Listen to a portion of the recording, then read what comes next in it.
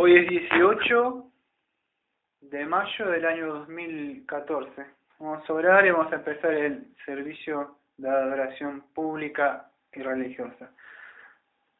Amado Padre, venimos ante el trono de gracia de usted, dejar todas nuestras cargas, nuestras preocupaciones, nuestros pecados, nuestros afanes por esta vida, nuestras tristezas, nuestros desahogos que llevamos a usted siempre por las cosas que nos suceden, pero también estamos gozosos porque hoy podemos venir a aprender de su palabra, a estar creciendo y creciendo más en conocimiento y en sabiduría, desechando toda esa sabiduría del mundo. Le pido que usted me esté abriendo la mente a mí y a aquellos que van a escuchar el sermón, para que podamos aprender más y más de todas estas epístolas que estamos estudiando ahora de acá en adelante del apóstol Pablo. Para eso necesito la guía de su Santo Espíritu y su Santa Palabra. Todo se lo pido en el nombre de nuestro amado Señor Jesucristo. Amén. Vamos ahora a entonar de nuestro himnario que tenemos el himno Toda la Tierra. Toda la tierra adorará, a tu nombre cantará, cantará a ti, Señor. En tu nombre, oh Señor, todos se postrarán, contemplarán que tú eres el Señor. A la gloria del Padre declaramos que tú eres Dios. A la gloria del Padre declaramos que tú eres Dios. Tú eres Dios. Tú eres Dios. Tú eres Dios. Tú eres Dios. Toda la tierra adorará, a tu nombre cantará, cantará a ti, Señor. En tu nombre, oh Señor, todos se postrarán, contemplarán que tú eres el Señor.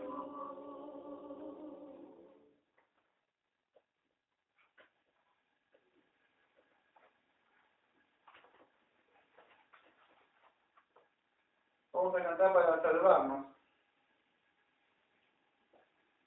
Para salvarnos, tu vida es Dios. Para salvarnos, Él sufrió y murió. Al mundo perdido, su vida ofrendó. Para mostrarnos su amor.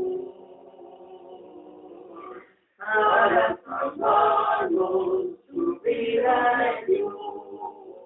Para salvarnos, Él sufrió y murió.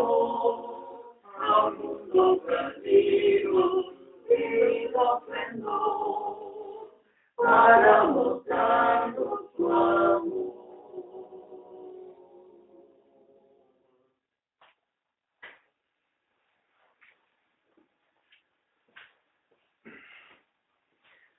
Bueno, gracias, ¿no?, por estar acá.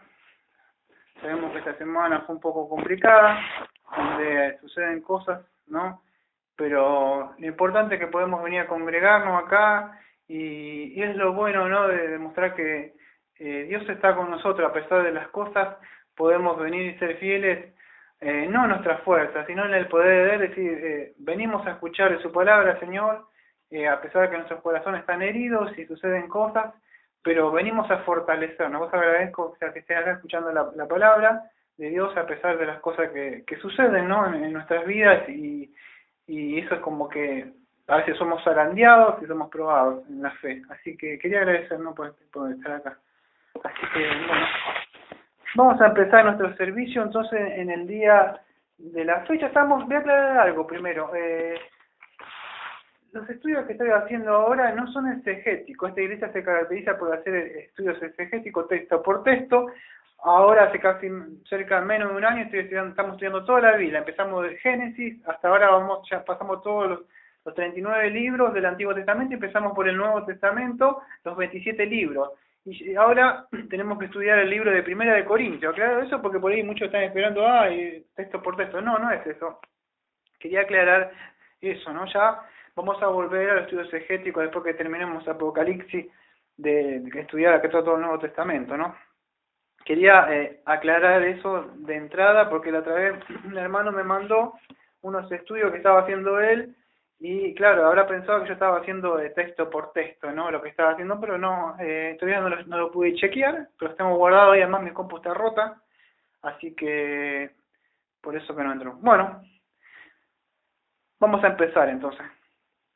Libro de Primera de Corintios.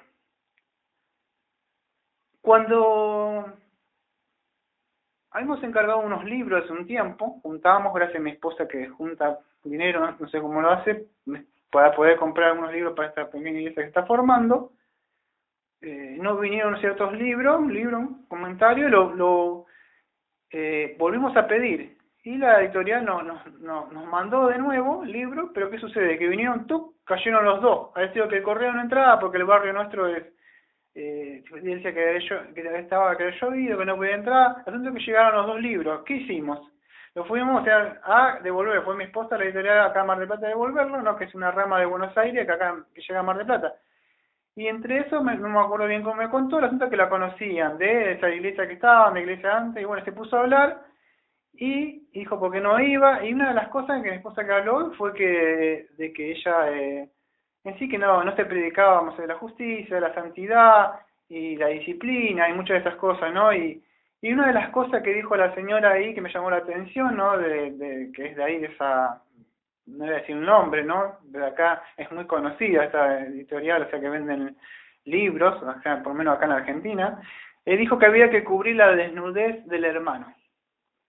Y entonces en el día de hoy lo invito a abrir la Biblia en Primera de Corintios. Uno de los temas que yo voy a tocar va a ser la disciplina, no sé en el orden que lo puse, ¿no? Pero vamos a decir la consejería bíblica, la disciplina, la ética moral, que voy a tocar por arriba un poco, y voy a utilizar para apoyarme en Primera de Corintios. ¿Será así como dijo esta señora? ¿Hay que cubrir la desnudez del hermano?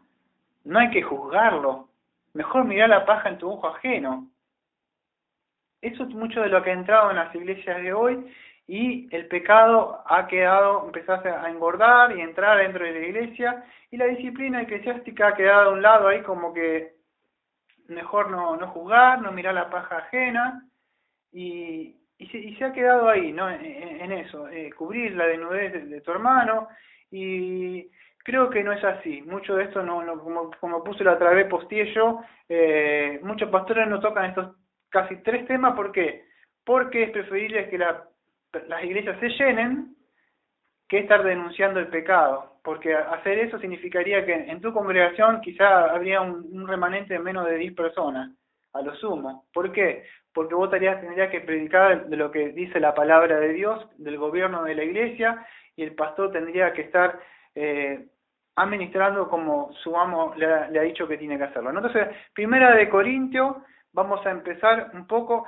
Antes que nada, voy a aclarar algo de los que no voy a ver, porque no voy a ver todos los capítulos que están, porque no me va a dar, voy a ver hasta capítulo 6 más o menos, pero vamos a decir, a aquellos que están interesados en toda la epístola, voy a tocar un poco por arriba los capítulos que no voy a considerar. Esto que voy a leer son los capítulos que no voy a considerar, pero sí aparecen adentro de la epístola. El capítulo 7 en adelante yo no voy a tocar.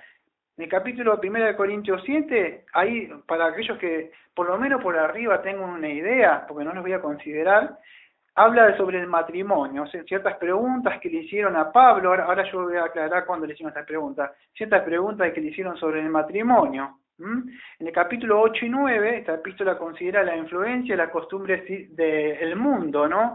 Y las costumbres, vamos a decir, las comidas ofrecidas a los ídolos, que tenían unos problemas, ellos entre vamos a decir, el judío, vamos a decir, el gentil o el griego, que para ellos no tenían problema en comer, ¿no? En una parte se toca el feminismo, o sea, cómo se debe vestir a la mujer, si debe usar un velo, no debe usar un velo, si se debe dejar el hombre el cabello largo, no se debe dejar el cabello largo, si le es honroso o no es honroso.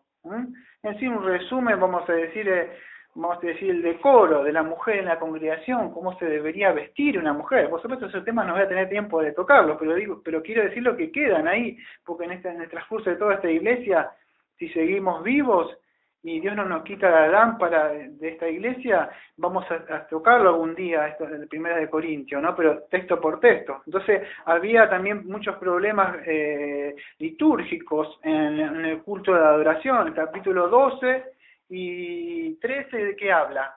O sea, perdón, sí, el 12, el 13 y el 14. El 13 habla del amor, ¿no? Vamos a decir el himno del amor, que el amor no es sufrido. Pero el 12 y 14, ¿qué toca? Los dones espirituales. Una vez tocamos en Romanos, vimos conociéndose a tus dones, algo así, o descubriendo tus dones espirituales, algo así.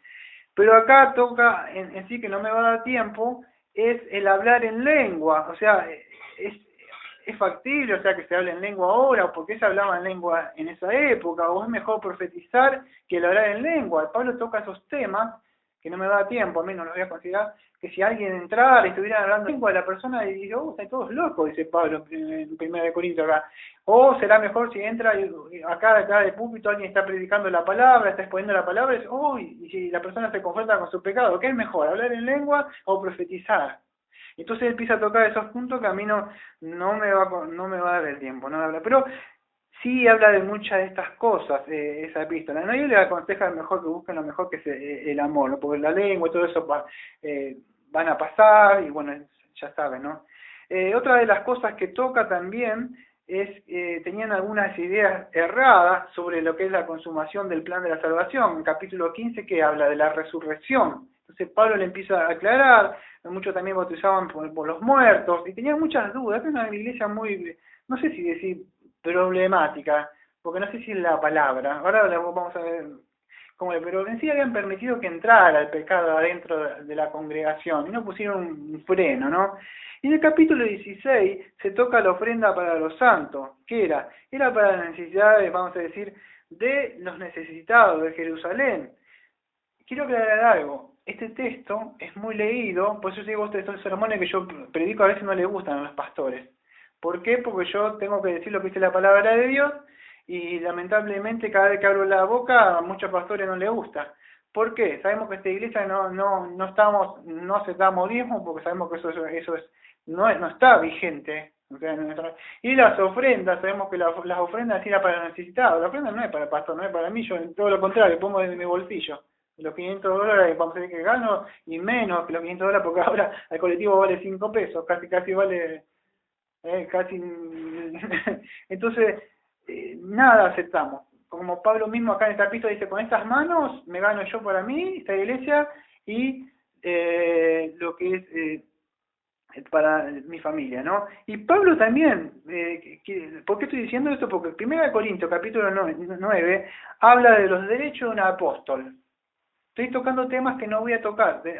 Ahora, dentro de un rato, voy a empezar lo que es el tema. Todo esto estoy aclarando las cosas que no me va a dar tiempo para mí para hablar. En capítulo 9 ustedes se van a encontrar derecho de apóstol, no derecho de pastor. El pastor tiene que estar bien pagado. No, de ninguna manera, derecho de apóstol. Ahí se empieza diciendo derecho de apóstol, dice. ¿Acaso yo no tengo y los míos? Mateo 10, los derechos a quién mandó, a apóstol. Entonces no habla de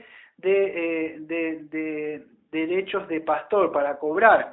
En Hechos 20, 33 al 35, que una vez lo hablé yo, que la ofrenda son para el pastor, Hechos 20, versículos 33 al 35, Pablo a los ancianos le dice, les he enseñado a ustedes que trabajando con sus manos se ganen. Es preferible dar que recibir, dice Pablo. Le enseñaba a los ancianos a trabajar. Acá en Primera de Corintios también, y en Segunda de Tesalonicenses 3:8 dice, nada ustedes le he pedido a los tesalonicenses, sino con mis manos yo me he ganado mi sustento para que él no quería que el Evangelio sea... Dice, pero solamente en eso. No, también en Primera de Corintios también 9, del 15 al versículo 18, también en los derechos del apóstol, él decía que él tenía esos derechos, pero él se había, vamos a decir, él se había negado esos derechos. Y hay muchas partes de la parte donde, en capítulo 4, versículo 11 al 12, acá Primera Corintios también, que habla, que él dice, dice, ustedes están reinando, viene Corintios, pero yo padecemos hambre, persecuciones, debemos trabajar. Y él en todas esas partes, no es que dice, no, solamente acá era para que en Primera Corintios, no, en todas las partes que usted leen, Pablo trabajaba, el libro de hecho hacía carpas, este hombre se ganaba. ¿Se le daba, los filipos le daban, los filipenses, otros le daban? Sí, se le daban sustento quizás para comer, para viajar. En el día de hoy vamos a decir, se le paga para que vaya a algún lado a predicar.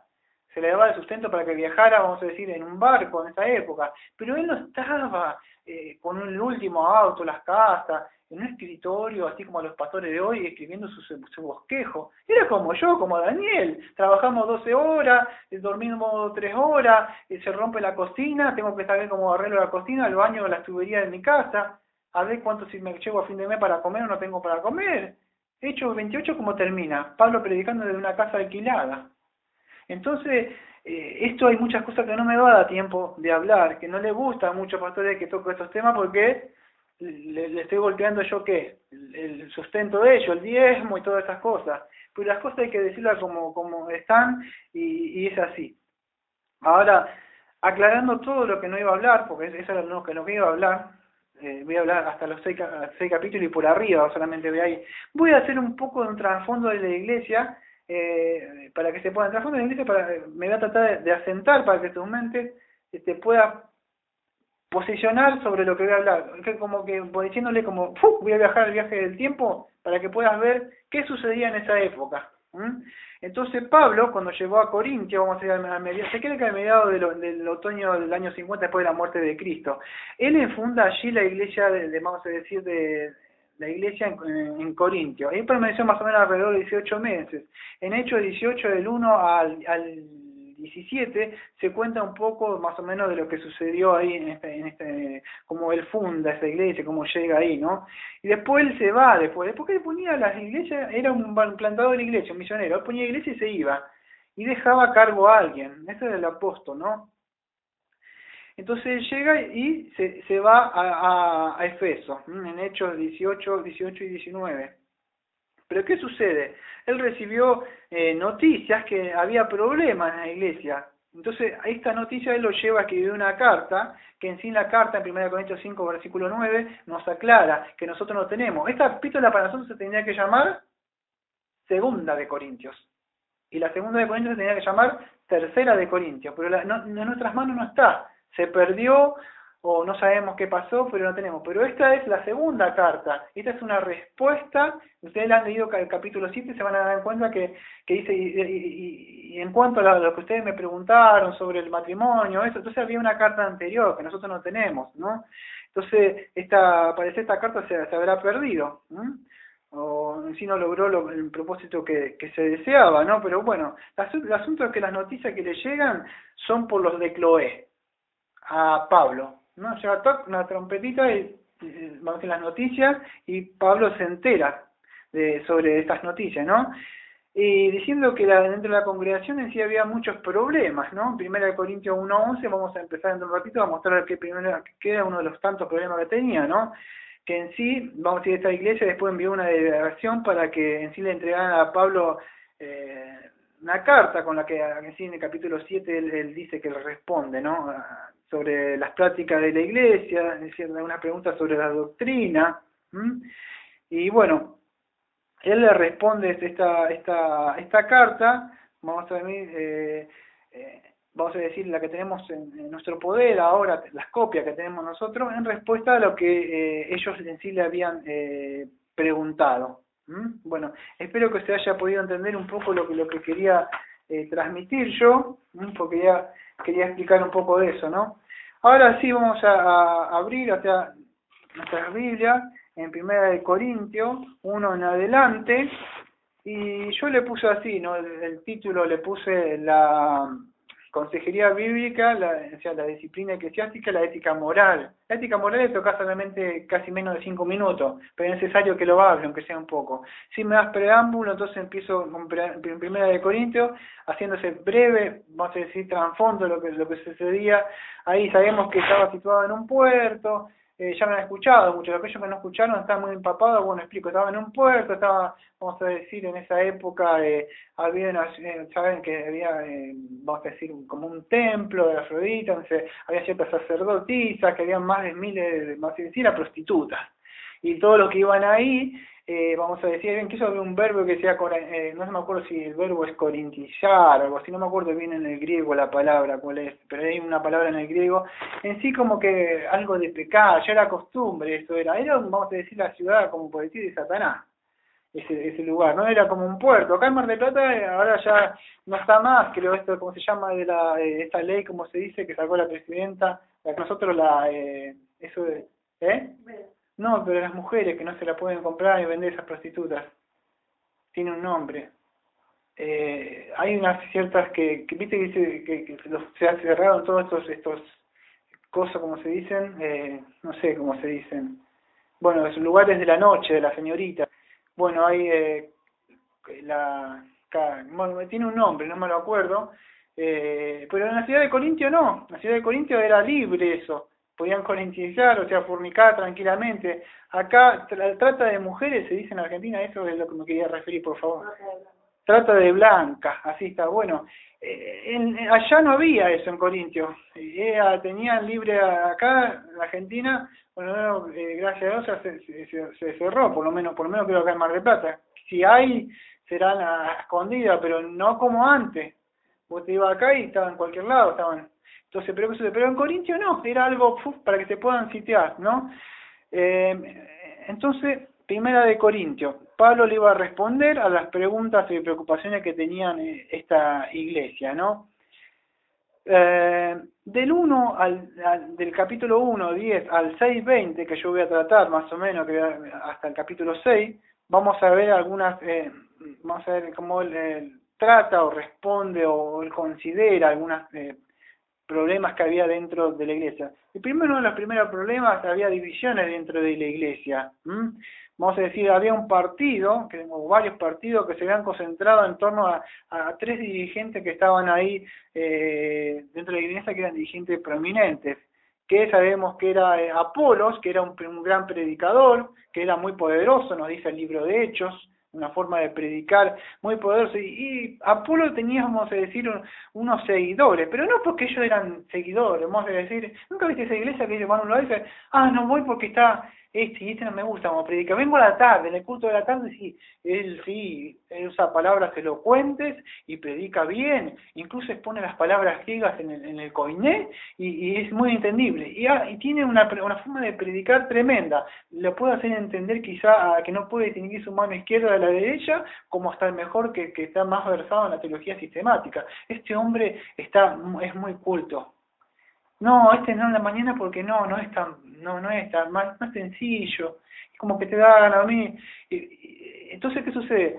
Estaban haciendo diferencia entre vamos a decir, en la predicación, ¿nunca viste en las iglesias que hacen así, donde hay muchos pastores, hacen una diferencia? Bueno, acá estaban haciendo diferencia entre este Apolo, que era un predicador, vamos a decir, muy poderoso y elocuente, otros que tenía era Pedro quizás los seguidores que tenían quizás eran los judíos, y los judíos, y vamos a decirlo, y no se identificaban tanto con los otros, pero Pedro, como era judío, tenía sus seguidores judíos que iban a escucharlo, y había una división, y otros, vamos a decir, tenían a Pablo, y los más espirituales decían que seguían solamente ellos, nosotros seguimos solamente a Cristo, dicen. O sea, ustedes seguirán a esto. Entonces se había dividido la iglesia. ¿Qué es lo que le gusta hacer a Satanás? Es que la iglesia se divida, quiere que se estén dividiendo. Si se divide y la iglesia parece estar contento, porque eso es lo que busca, el que no haga una unión, todos estamos unidos bajo un mismo cuerpo y Cristo la cabeza, pero él quiere que los miembros se dividan. Entonces había una división en el capítulo 1, pero esta división no era, en sí, vamos a decir, más doctrinal, sino era más, decir, un orgullo intelectual, de conocimiento. No olvidemos que ellos estaban en la parte donde había mucha sabiduría, conocimiento, y se basaban más en eso, no era tan doctrinal. Si vos me decís, bueno, yo no voy acá a la iglesia Bautista de la Gracia porque no trazan bien la palabra de Dios, el predicador no las pone correctamente, él quizás hace temas temáticos, pero de acuerdo a su conocimiento, como la ve, o tiene una idea, vamos a decir, una visión de acuerdo pero él no hace un buen exegesis, hermenéuticamente no se posiciona bien en el autor, o aquí, está bien, pero si vos estás haciendo una división, porque Dios no le dio a todos el mismo don. Hay algunos que es muy fácil predicar, hasta puede una mirada y hablan y le resulta fácil fluir las palabras, ¿no? Guiado por el Espíritu Santo. Otros no. Yo he escuchado a muchos predicadores hasta que y gritan así. Y he escuchado a otro que dice así. Vamos a abrir nuestras Biblias, hermano. Primera de Corintios en el día de hoy, capítulo 1. Y yo he escuchado, pero hombres que gritan, otros que parecían como te quieren hacer, pero yo no me preocupaba en sí. ¿Vos te preocupás en el cartero o el mensaje que te trae el cartero? Entonces, lo que sí tenemos nosotros que estar atentos es qué es si te está dando una buena entrega de mensaje. Por supuesto que algunos van a estar como que te van a entretener más, parece, o van a estar mejor. No estamos diciendo que no se deben capacitar, lo que estamos diciendo es que lo que debemos estar preocupados es en el mensaje. Y acá no había más un orgullo intelectual más que doctrinal. Eso es lo malo que había acá en esta división, de que ellos no consideraban eso, ¿no? Y mucho de eso incluso se empezaron a envanecerse dentro de ellos. Y Pablo en el capítulo 1, ellos le dice que eso es una inmadurez espiritual, son unos niños en Cristo, después empieza a decir en el capítulo 3. ¿Por qué? Porque en sí tenían una mente, vamos a decir, mundana, al pensar de una forma así, no pensaban, vamos a decir, como hombres maduros en Cristo, ¿no? Los niños, ¿quién son los que se pelean? Los niños, vos lo ves pelear por un juguete, por tontería, por decir, se pelean por cosas tontas, vanas, los hombres no hacen eso, ¿eh? Entonces era así. Entonces, como dice Proverbio, la necedad está negada al corazón de ellos. Y eso es lo que sucedía con ellos, ¿no?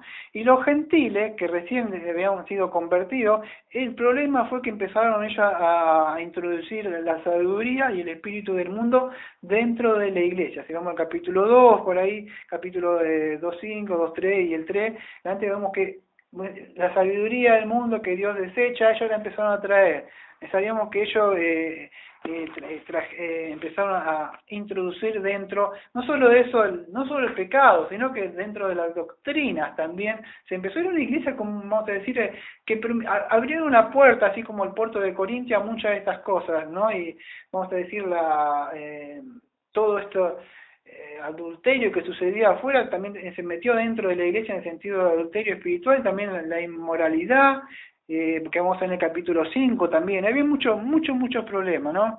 Cualquier parecido con las iglesias de Mar del Plata es pura coincidencia, nada más. Esto de hablar en lengua y pacto que suceden acá, bueno, sucedían muchas de esas cosas, ¿no? Por eso yo siempre digo lo mismo, ahora sigo con el sermón. No se trata de dones o el fuego del Espíritu, sino se trata de los frutos del Espíritu y dones del Espíritu.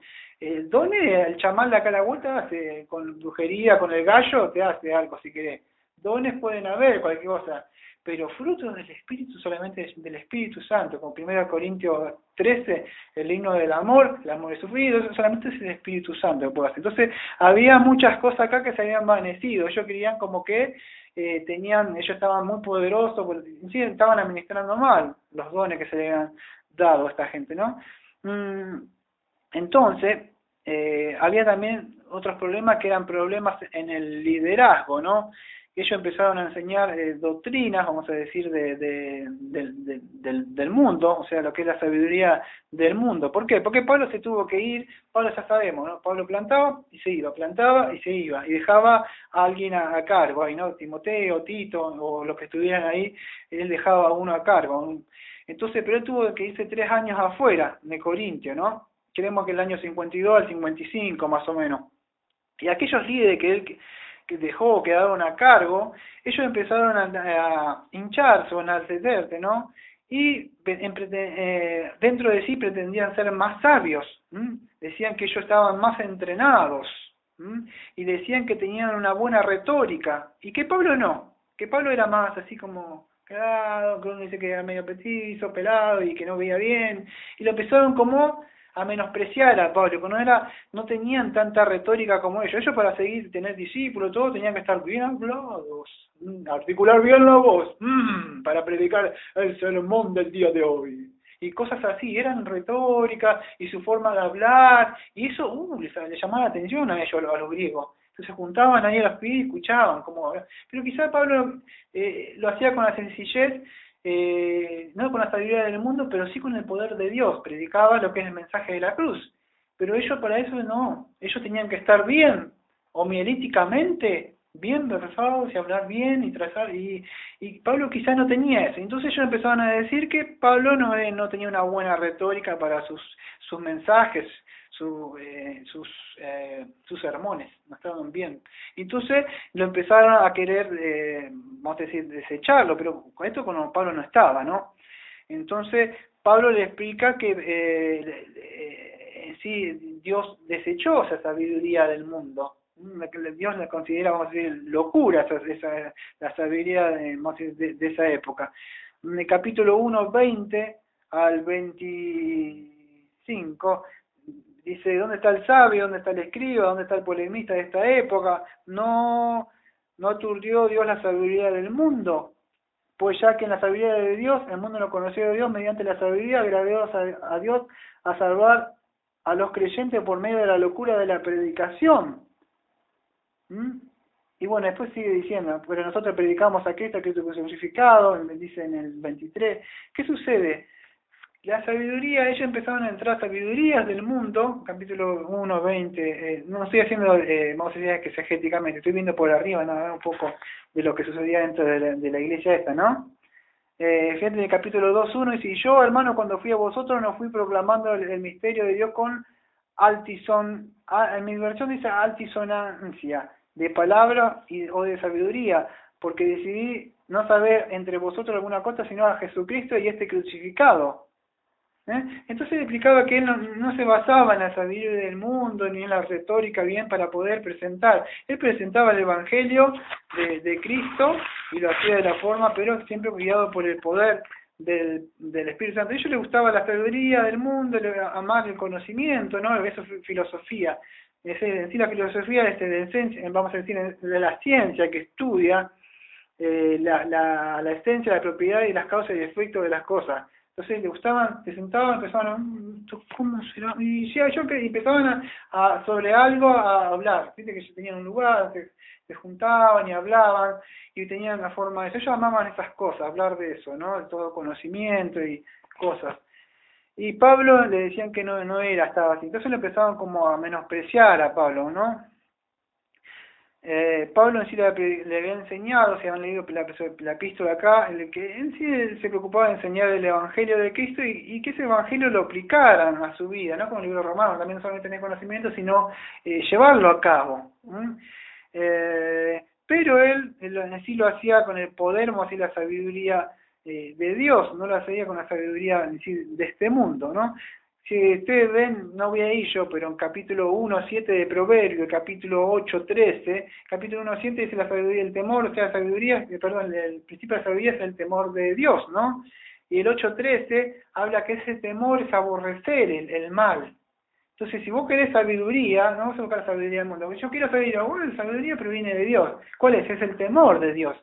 Entonces, no se trata, ¿no?, de que nosotros usamos sabiduría. Sabiduría, sí, querés sabiduría y conocimiento, te podés ir a la secundaria, te podés ir a la facultad, y después de muchos años y sacrificios y estudios, vas a poder poner un cartel o dos en la pared, donde quieras, y vas a tener una buena entrada de dinero. Pero eso es sabiduría del mundo, Dios la desechó. ¿Qué sucede?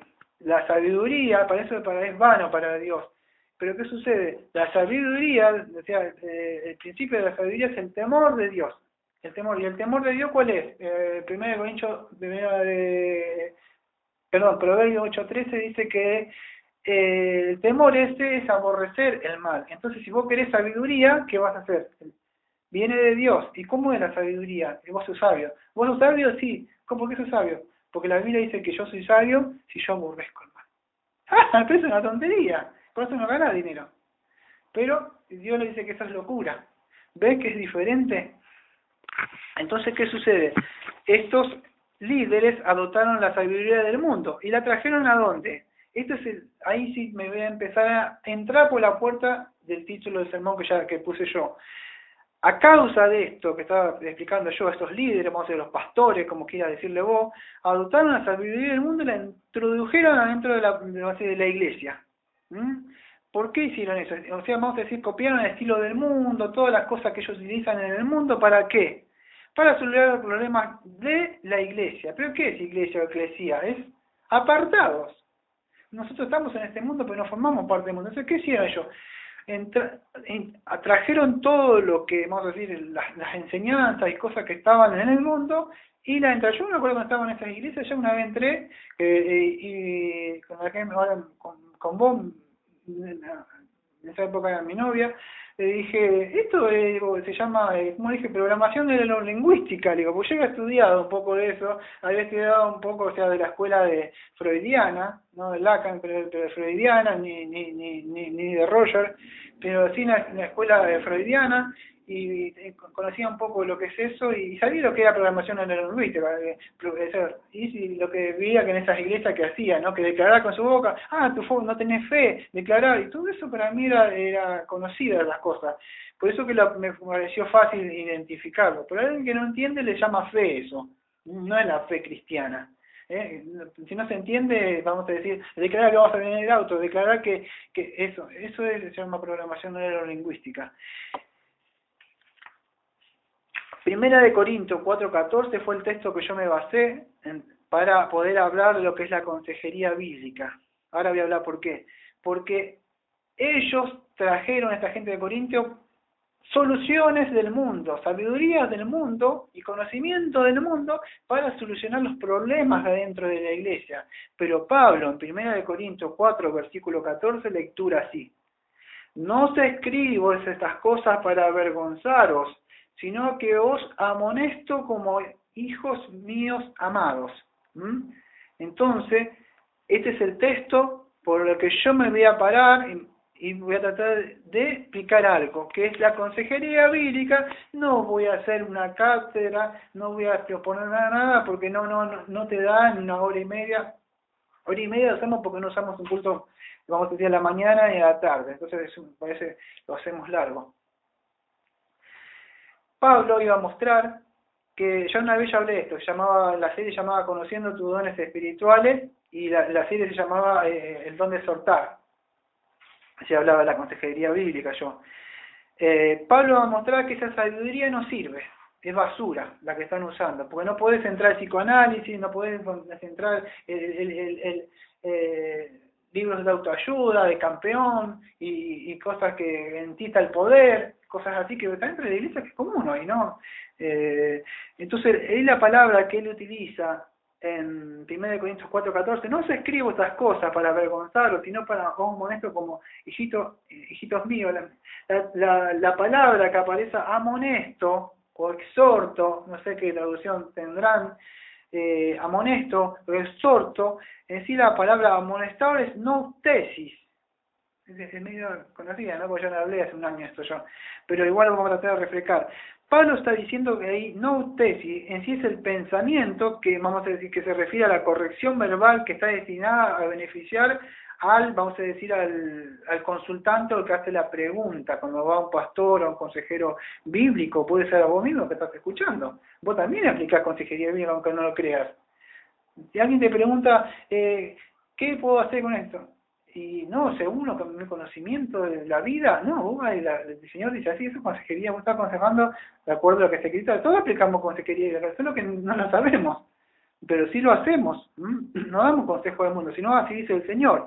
Entonces, debemos entender que 1 Corintios 4, espero que no se pierda, porque yo empecé a hablar de psicoanálisis. Y así, ¿qué tiene que ver con 1 Corintios? Nada que ver. Sí, por eso que te vuelvo esta es la puerta, porque entra Pablo. Está desechando la sabiduría del mundo, el conocimiento que introdujeron adentro de la iglesia, para decirle no os escribo, vuelvo a explicar de nuevo para que no se pierdan. No os escribo todas estas cosas para avergonzaros, sino amonesto como hijos míos. La palabra amonesto o exhorto es no tesis. ¿Qué quiere decir? Lo voy a aclarar de nuevo antes de empezar de nuevo. El pensamiento, vamos a decir, que tiene, que es la corrección verbal, está destinado a beneficiar al consultante. Eso, vamos a decir, ahora me voy a profundizar un poco más sobre esto, ¿no? Y Pablo decía que él se preocupaba como un padre o como un pastor de cuidar a su rebaño. Eso en sí, vamos a decir, el pensamiento que tiene Pablo sobre esta congregación, ¿no? ¿Qué sucede? En el día de hoy, o hace muchísimo, ya creo que hace rato, ¿no? Se ha introducido dentro de la iglesia las predicaciones sobre lo que es la psicología, filosofía, y se han sacado lo que son las doctrinas bíblicas, se ha puesto más la sanidad espiritual, la autoestima, sos un campeón, la superación dentro de tuyo, vos podés. Y muchas de estas cosas han entrado incluso en seminarios, libros cristianos, incluso los libros que están destinados, vamos a decir a los pastores. Muchos de esos están basados en lo que es el psicoanálisis, incluso a los pastores para estudiar, o vamos a decir recibirse, ¿no? Porque muchos estudian y se reciben. Sabemos que eso así no es un pastor es llamado por Dios. Dios pone ese querer y ese hacer y esa carga, esa ansiedad por las almas, no por ganar un salario. Pero ¿qué sucede? Lamentablemente muchos de ellos tienen que estudiar otras materias para egresar y tener el título, ¿no? Es así, estoy diciendo una realidad, no estoy inventando ni estoy atacando nada, es lo que sucede. Pero Pablo está diciendo que no, que así no se solucionan las cosas. Entonces habían entrado. Entonces debemos entender, porque esto mismo Pablo en 1 Corintios 6, 3 al 5,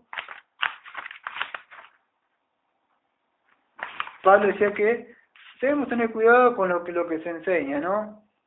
1 Corintios 6, del 3 al 5. Si alguno enseña otra cosa que no se conforma a las sanas palabras, la de nuestro Señor Jesucristo y de la doctrina que es conforme a la piedad, se ha envanecido. En el griego es noceo, o sea que está un enfermo mental envanecido, que dice está, ¿se puede entender? Cuando enseñan otras cosas, está envanecido, no sé, o sea, enfermo mental, no sabe nada, sino que tiene manía por discusiones, contienda de palabras, las cuales surgen envidia, riña, difamaciones, mala sospecha, disputa constante de hombres corruptos, privados de verdad, que piensan que la piedad es un medio de ganancia. Peleas constantes, discusiones, contiendas. ¿Dónde surgía esto? En la iglesia de Corintios estaban así. ¿Pero por qué? Porque estaban enseñando otra cosa. Pablo decía, si alguno enseña otra cosa, está envanecido, está de la mente, está mal. Entonces sucede por esto. ¿Por qué? Por enseñar una falsa doctrina. Y Pablo mismo en 1 Corintios 11 dice que es necesario que sucedan estas divisiones para que se sepa quién son de nosotros. Entonces los que se van saliendo, Dios los va sacando. A nosotros nos sacó de esas iglesias. Dios va sacando. Entonces es importante lo que se predica desde atrás del púlpito, ¿no? Entonces Pablo hablaba de eso. Voy a hablar un poquito sobre lo que es la consejería bíblica en sí, la que usaba Pablo, ¿no? Sí, y lo que se usaba y la que debemos usar nosotros, porque la misma escritura que nos dice en hebreo, que cada día nos exhortemos unos a los otros, nosotros somos guarda de nuestros hermanos. Entonces Pablo está diciendo que esa sabiduría del mundo está mal, ellos habían entrado a esa sabiduría del mundo para solucionar cosas dentro de la iglesia, pero no era así. Mucho del día de hoy vos vas y tienen mucho, hasta el curso de los pastores, los consejos que te dan, aquellos que te dan, porque aquellos que tienen 300, 500, 1000, 2000, 5000 personas, vos pensás que te puede hacer una consejería, hacerle una pregunta al pastor. No, nunca lo ves, capaz que lo ve en foto, no va a poder hacer. Entonces cuando nosotros vemos, quizás esto muchos no lo saben, menos porque esto no se habla mucho en la iglesia. La mayoría de los pastores, casi la mayoría, excepto aquellos que vamos a decir que mantienen las sanas doctrinas, aunque no lo crean, muchos de sus consejos están basados en Freud o en Lacan, o no sé, en Roger, pero utilizan el psicoanálisis, lo que estoy queriendo decir, dentro de la iglesia para solucionar, como los de Corintios, sabiduría del mundo. Pero Pablo, por eso dije en 1 Corintios 4:14, el texto que yo que iba a hacer no tesis, que es lo que dice amonestaros. Pablo dice amonestaros. La palabra como él decía que debía ser dentro de la iglesia, no con la sabiduría del mundo. Voy a hablar un poco de lo que es, vamos a decir, la teoría y la terapia freudiana. ¿Por qué está mal utilizar esa consejería bíblica que utilizan los pastores? Porque Freud, vamos a decir, en sí lo que creía, que muchos dicen el padre del psicoanálisis a este hombre, ¿no? Yo tenía libros hace muchísimo tiempo, ¿no? Que estudiaba y los quemé, ¿no? Pero bueno, los quemé en una salamandra. Tenía tomos de él. Pero Freud veía al ser humano, vamos a decir, como que él estaba mal, en sí por dentro tenía necesidades primitivas, ¿sabes? Esto es un poco complicado, ahora explicar más sencillo después. Primitivas básicas, o impulsos que él le decía, o presiones, que en sí buscaban su expresión. Estaban adentro como que queríamos salir para afuera, la carne. Estoy usando, no sé, un cómic para que se pueda entender, porque si no es difícil entenderlo. Algo que quería manifestarse los deseos para hacia afuera. Él le ponía nombre a eso, él le ponía a eso como que algo impulsos o represiones que querían salir o manifestarse, ¿no? Y él le puso un nombre y no tengo tiempo de explicarlo así como dice cada vez, porque si no termino más. Pero él le decía que eso era el sexo y la agresión, que estaban adentro queriendo salir por afuera el sexo, ¿no? Por eso decía que las mujeres son medio histéricas, porque tenía que hablar de cosas así, de psicoanálisis, ¿no? Pero también decía que estaba el superego, que mal usado estaba definido como la conciencia, para que se pueda entender. Y este superego, ¿cómo era que se había introducido dentro de la persona? Vamos a decir la conciencia. En sí, él decía que era por la sociedad, o por los padres, incluso por los maestros y hasta la iglesia. El superego, vamos a decir, es como que lo que te enseñaron, lo que te pusieron, lo que te inculcaron, eso se puso adentro, más así como para que se pueda entender la conciencia, que está mal usada, ¿no? Entonces el superego, vamos a decir, era lo que él veía como el malo. Freud lo veía algo así, malo. Él decía que estaban enfermos o malos. ¿Por qué? Porque se habían sobre socializado, o sea, de tantas cosas que le habían inculcado en el cerebro, ¿no? Y esta gente estaban enfermos, o sea, mentales. ¿Por qué? Porque eran víctimas del superego. Pero había otro personaje que puso, que no sé decirle personaje, pero él se llamaba el ego, que era la tercera unidad, que estaba conformada la mente del hombre, ¿no? Eso de psicoanálisis es el estudio de la psiquis o de la mente, ¿no? Entonces, el ego, o el yo, porque se puede entender, era la tercera unidad del hombre, él decía, y este era el árbitro, vamos a decir, o el yo consciente, y ahí empezaba el conflicto en la mente de la persona, cuando el I deseaba expresarse, pero era frustrado por el superego. Entonces yo decía, ¿qué hago? Le hago caso al superego, para que se puedan entender. Si no puedo entender todo, estoy hablando de todo esto porque esto se explica, por supuesto un pastor nunca te va a decir esto, pero todos sus consejos van a salir de lo que él aprendió en su seminario, base de teología, porque tuvieron que rendir muchas materias de... Te estoy explicando esto porque hasta en el 1700, por ahí cuando estaba John Owen, todo eso, que ellos las consejerías bíblicas, los pastores puritanos, no eran así como hoy. Estaban basados 100% céntricamente en las escrituras. No había psicoanálisis, pero hoy lamentablemente sí, como lo de Corintio, entraron sabiduría del mundo para poder solucionar los problemas. Y Pablo dice, escribo esto para amonestaros, no tesis. ¿Qué era? Es lo que estamos tratando de explicar ahora, porque estoy tratando de mostrar por qué está mal el psicoanálisis dentro de la iglesia. El psicoanálisis le ha robado, vamos a decir, o se ha dejado robar el pastor en sí, porque eso Dios lo ha puesto para que él gobierne en la iglesia y gobierne de acuerdo como él quiere, no con un psicoanálisis. Entonces este superego, vamos a decir que era poderoso o severo, le decía a Lid, no se llama que tenían una batalla que pelear, y el tenía que ser, vamos a decir, reprimido por el superego, y las personas se hallaban en un conflicto entre todo eso, y Freud lo llamaba a esto sentimientos de culpabilidad. Él le ponía eso, que sentimientos de culpabilidad. En sí, ¿qué decía? que esos sentimientos eran falsos. No, son falsos eso que vos sentís. No hay necesidad de confesar tu pecado. No, tenés que librarte de eso, de esas cosas que te atormentan. Sí han sido puestos por tu mamá, por la iglesia y por la sociedad. Son sentimientos de culpabilidad. Vos tenés que dejarlos expresar esas cosas que quieren salir de adentro. Así que para que se pueda entender, pero lo que estaba diciendo es que los varones morales tenían que ser desechados. ¿Se puede entender? Es difícil de explicar todo esto, pero vamos a decir el psicoanálisis freudiano, en sí, vamos a decir, la persona que más sana mental podría estar, eran las personas que más inmorales serían, o las personas menos amorosas. Para Freud, una persona con salud mental era una persona, vamos a decir, que era amoral, o una persona que vamos a decir que la más inmoral, con el pensamiento, la tesis que tenía este señor, era, vamos a decir, el pensamiento para él, en sí no quería decir, para mí lo que una persona que está bien de salud mental es una persona que no tiene ningún sentimiento de moralidad. Es lo que está diciendo, reprimís esas cosas que, viste, en la mente dice, no, está mal adulterar. No, vos tenés que dejar que se manifieste eso de adentro tuyo, hacerlo morir. Bueno, por supuesto el psicólogo no te lo va a explicar así. Yo te estoy abriendo la mente para que lo puedas entender, pero él no va a explicar. Pero en sí, lo que hacía eso, sí, el psicoanálisis así freudiano, en sí lo que hacía que las personas se justificaran a sí mismos. ¿Para qué? Para poder hacer lo que ellos querían, el pecado que querían manifestar.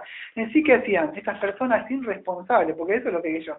Freud quería decir que vos no sos culpable, a vos te hicieron así, a vos te violaron de chiquito, entonces lógico que ahora vos tengas un resentimiento hacia el hombre. ¿Por qué? Porque eso... Sí, es posible que vos te hayas sido lastimado, pero no era la forma de afrontar un problema. No es la neutesis, como dice Pablo, la forma de amonestar. No podés usar una transgresión para volver al pasado y perdonar, o viajar hacia un lugar y tener relaciones con esa porque él quedó sin consumar eso. Esas cosas son de psicoanálisis. ¿Entendés? O sea, cosas que un deseo que no se ha cumplido, debes consumar. Eso es psicoanálisis. Cualquier basado hasta iniciado en el psicoanálisis se podría dar cuenta que eso no es la forma como se enseñaba, vamos a decir, los puritanos o Pablo enseñaba lo que era la consejería bíblica. No, por eso no estoy haciendo una cátedra de nada, pero Pablo dice, no escribo estas cosas para... En 1 Corintios 4:14, espero que se hayan podido entender, no quiero que solamente se pierda. No escribo esto para avergonzaros, sino para confrontaros neutéticamente como a hijos míos amados. 1 Corintios 4, versículo 14. Entonces, ¿cuál es la forma? El pensamiento siempre es que la corrección está destinada a beneficiar al consultante. Esa es la verdadera consejería bíblica. ¿Se puede llegar a entender? Lo que Pablo tratando de hablar? Pablo tenía muchos textos, yo le dije solamente este porque es primera de Corintios, pero la idea era esa, era confrontar a la persona en sí. Ahora voy a hablar un poco más de esto, no tengo tiempo de hablar todo lo que es en sí la consejería bíblica, Pablo cómo usaba, ¿no? Pero no se da, pero es muy difícil, es muy diferente a lo que hoy se predica, ¿no? En sí, cuando se hace este confrontamiento, porque Pablo lo confrontaba, no sé si cuando hablaba él en 1 Corintios 4, versículo 14, que dice, no escribo esto para avergonzaros, sino para confrontaros neutéticamente como hijo mío amado, o de ponerle, no sé, la traducción que tengas quizá aparece como... a mí me parece amonestaros, exhortaros. Bueno, cuando lo confrontás a una persona, en sí, ¿qué haces? El propósito fundamental, en sencillas palabras, para que se pueda entender, cuando vas a aconsejarlo bíblicamente, ¿cuál es? Sería la confrontación neutética, que Pablo se refiere acá en 4.14, vamos a decir, es el efectuar un cambio en la personalidad y en el comportamiento de la persona a fin de que lo pueda cambiar. Esa es la sencilla palabra para que me puedan entender. Él tiene que hacer es ver que está cometiendo pecado. Para que me puedan entender. si no me entendés todo eso. Confrontarlo. El psicoanálisis no. El psicoanálisis es, me pobrecito, sí. Oh, qué mal que te hicieron. No, sí. Pero no. La Biblia, por supuesto, con espíritu de mansedumbre, aquellos que son mayores espiritualmente, los llevamos, hermano, mira, estuve bien observándote que vos estás, quizás algo te está pasando, mira, yo te considero, sos parte del cuerpo de Cristo, sos mi hermano, pero te veo que te estás desviando, quizás algo te está pasando, o quizás no estás teniendo algo en tu vida, y vos lo confrontás. Que ya vamos a ver después lo que es la disciplina. Primer paso, vos lo hablás, te preocupás por tu hermano, ¿no? Mira cómo está. Claro, ¿por qué no me vas a ayudar? Me está sacándole el cuero. Confrontalo, neuróticamente. Ayúdalo, eso, preocupándose por él. Es de Pablo, pero no es el psicoanálisis, vamos a ver, se ocupa, vamos a decir, de otras cosas, ¿no? Eso es lo que, vamos a decir, hace la confrontación neutética. ¿Qué hace? Que utiliza la escritura o usa el uso bíblico, ¿no? En sí tiene como meta enderezar al individuo, o sea, cambiándolo, las normas de comportamiento que está llevando en su vida cristiana. No sé si se puede entender lo que quiero decir, pero eso es más o menos lo que quería transmitir un poco. No tengo tiempo, por supuesto, de estar hablando un montón sobre esto, lo que es, pero Pablo, con los primeros de Corintios 4:14, le está hablando en sentido de eso. ¿Se puede llegar a entender? El psicoanálisis en sí hace otra cosa. Quiero decir que este es un tema temático, no es que diga, 1 Corintios capítulo 1 habla de esto, capítulo 2 habla de esto, no, es un tema temático, yo decidí hablar de esto. O sea, pero basado en 1 Corintios. Cuando vemos la psicología, vamos a decir que es el estudio de la mente, o el tratado, vamos a decir, de la mente, es muy diferente a lo que se predicaba en 1700, en el tomazo que escribió Richard Baxter, sobre cuando él hablaba de los pecados y muchas de las cosas. Era muy diferente la consejería bíblica a la consejería, vamos a decir, que se hace en los días de hoy. Pues sabemos que incluso muchos de los libros que se han escrito sobre psicoanálisis, después ellos han borrado muchas de las cosas cuando hablaban de los homosexuales. Ellos hablaban, vamos a decir que, primero decían que era una enfermedad mental, pero después ellos como que se retrataron en otros tomos y decían que no, que en sí no era la homosexualidad no es una enfermedad mental, en sí la homosexualidad en sí era un trastorno de la interacción sexual. Le pusieron este título, ¿no? ¿Pero qué querían decir eso? En sí lo que querían decir que si la persona se siente mal, con eso de sentirse homosexual, él puede, vamos a considerarlo, o sea, o tratarlo, hacerse tratar. Pero si se siente bien, no puede dejarlo. Ese es el mensaje centrado en el hombre. 1 Corintios 6, versículo 11, ¿qué dice? Tranquilamente que los homosexuales no heredarán el reino de los cielos. Romanos 1:26, ¿qué dice? Declara contundentemente sobre la homosexualidad, ¿qué dice? Que es parapusín en el griego, que es contra naturaleza. Hombre que se echa con hombre. Dios nos entregó a eso. Pero el psicoanálisis dice que no. No quiero hablar de esto, pero dentro de muchas iglesias bautistas reformadas, incluso presbiterianas, están permitiendo muchas de las cosas, y somos iglesias sanas, que predicamos la sana doctrina, pero está ingresando dentro de, vamos a decir, se están rompiendo mucho de esto de las barreras, y los pastores son los que están permitiendo entrar esto, ¿no? Entonces, ¿qué busca el psicoanálisis? En sí, el psicoanálisis lo que busca es que los problemas, como 1 Corintios, permitieron la sabiduría del mundo que entrara adentro para solucionar las cosas, y Pablo decía no, hay que confrontarlo neutéticamente o exhortarlo, y esto se hace de otra forma. La consejería bíblica no se hace así, por eso que tenía todos esos problemas. Yo quería solucionar todo eso con problemas del mundo. Pero la psicología sí lo que busca es solucionar tus problemas para que te sientas bien. Ellos te quieren ayudar, en sí los dos te quieren ayudar, consejería bíblica y la psicoanálisis, el fin es ayudarlos, solo que el camino es diferente. Primero la psicoanálisis busca que te sientas bien, que vamos a decir, ellos te quieren ayudar, pero esto es una opinión sugestiva sobre los problemas humanos, nada más. La Biblia no utiliza eso. La psicología, vamos a decir, te dice que no eres responsable Si no eras una pobre persona de aquello que te han hecho a ti, ¿no? Vamos a decir una víctima, entonces con ese pensamiento yo puedo decir, bueno, como yo no soy responsable, decir, para que me puedan entender aquellos que son cristianos, ya que no soy pecador, no cometí ningún pecado, para que me puedan entender lo que son cristianos. Pero con este pensamiento, lo que no son cristianos, dice, bueno, si yo no hice nada, no tengo que hacer nada tampoco para salir. Al fin y al cabo soy una pobre víctima. Entonces, ¿qué sucede? No es así. Mismo Yahvé al profeta que le dijo, ve y advierte a esas personas que ellos se conviertan. Entonces le iba a pedir la sangre, pero el psicoanálisis no utiliza esto. La Biblia sí, la Biblia ¿qué dice? La confrontación auténtica ¿qué nos dice? Que eres responsable, pero que hay una salida. ¿Cuál es la esperanza? ¿Dónde está? En Cristo, la redención por medio de Cristo. El psicoanálisis no. Cree que vamos a decir que no es que vamos a decir que la solución está dentro tuya, pero la Biblia no. La Biblia dice que somos responsables de nuestros actos, que no somos una víctima.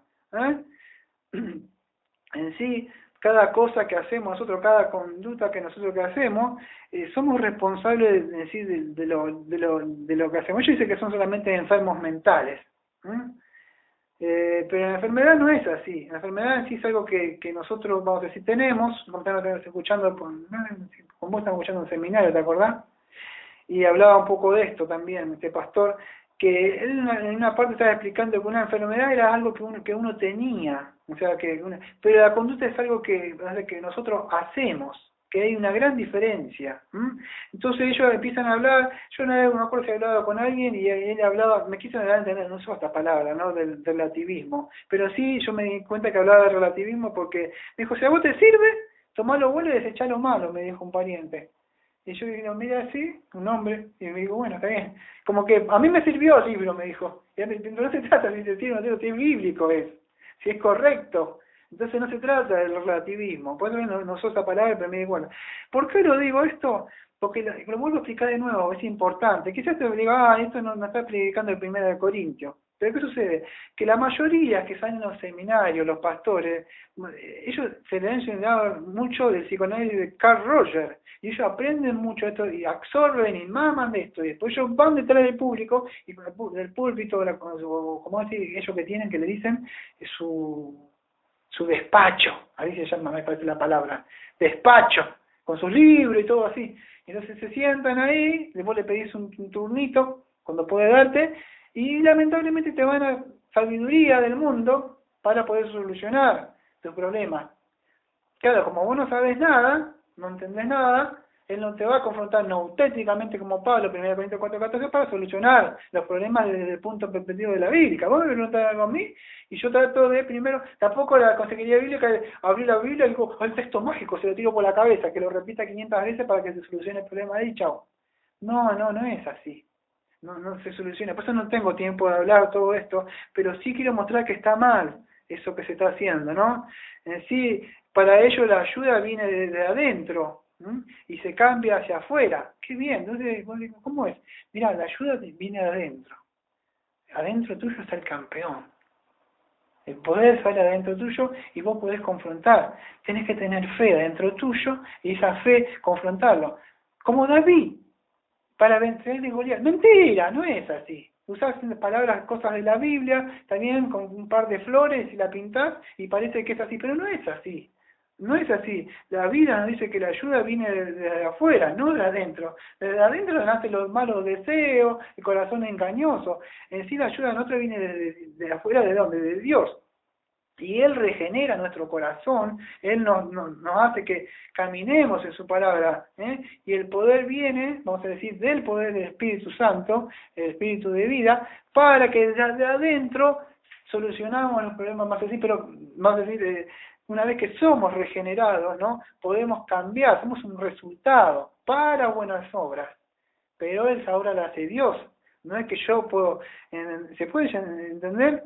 En sí, a ellos cuando se les enseña esta materia de psicoanálisis, encima dentro de la materia de psicoanálisis no quiero hablar, hay muchas ramas, que incluso en muchas de esas se pelean las ramas, pero en sí se considera, vamos a decir, que las malas acciones que hacen, o los problemas que ellos tienen, sí son causados por otro, como lo había dicho hace un rato. En sí la palabra que utiliza es halogénicos, que son causados por otro, pero no dice que son autogénicos, que sí son causados por nosotros mismos, porque nosotros somos responsables de, vamos a decir, de lo que hacemos.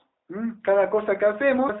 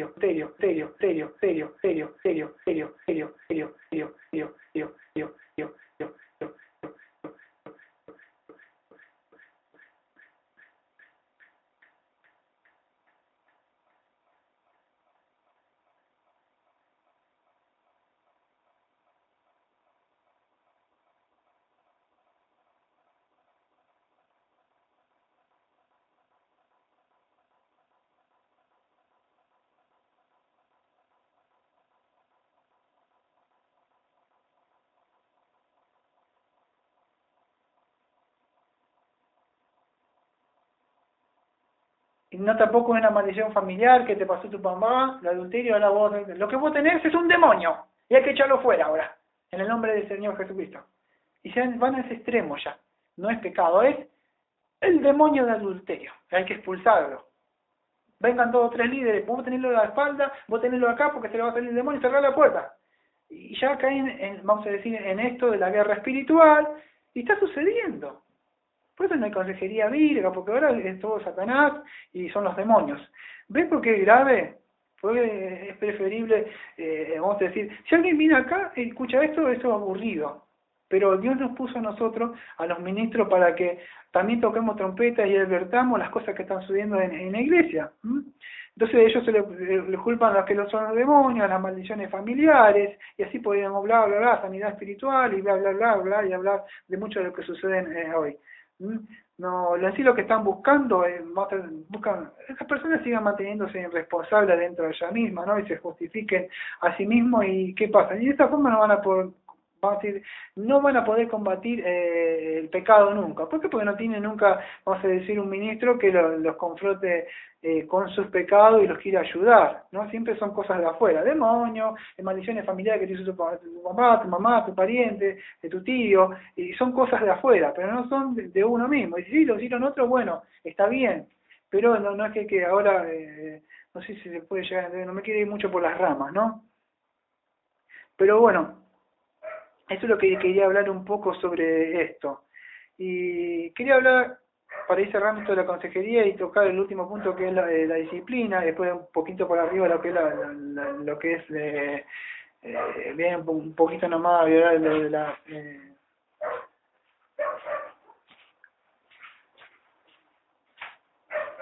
bueno, continúo mientras se explican. Sí.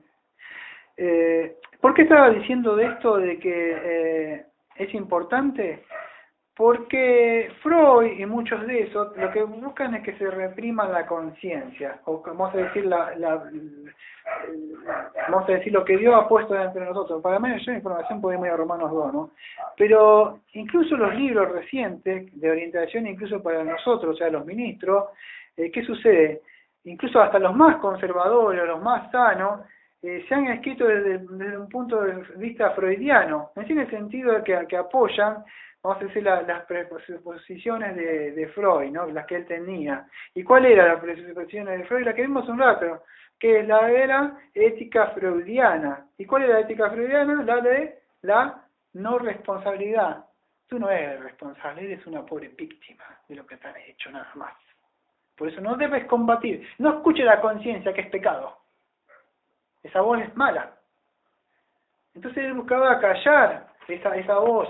Por eso que es malo, vamos a decir en el sentido, muchos dicen, no es malo. No, dentro de la iglesia, sí, está mal. O sea, está mal, vamos a decir, esto que se hace. ¿Por qué?